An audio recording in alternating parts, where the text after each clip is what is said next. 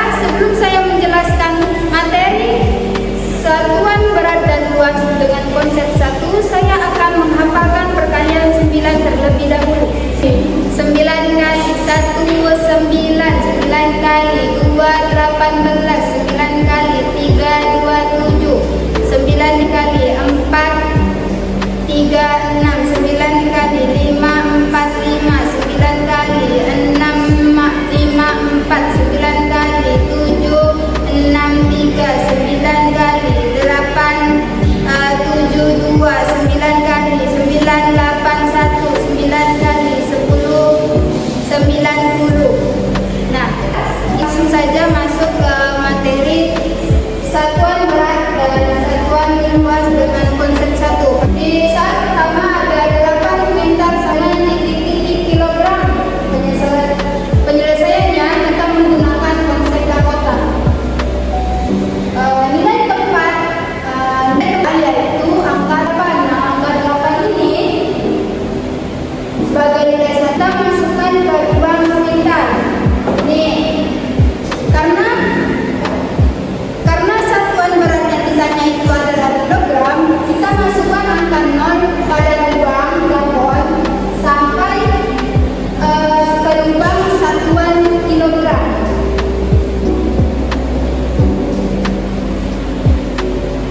Kita tambahkan 0 sampai ke kilogram.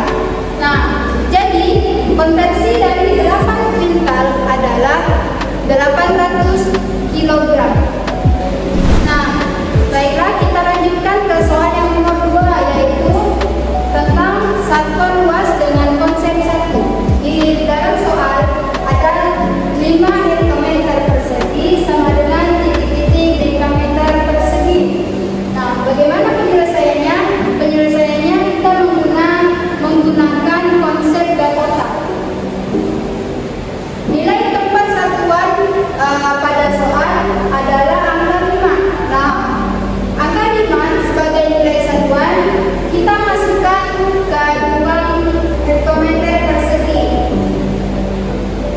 5.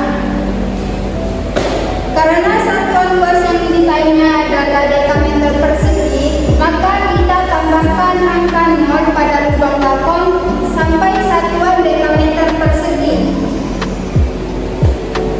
5, 0, 0. Nah, jadi konversi dari 5 hektometer persegi adalah 500 dekameter persegi. Baiklah, kita lanjut ke materi yang kedua, yaitu satuan panjang dengan konsep 4.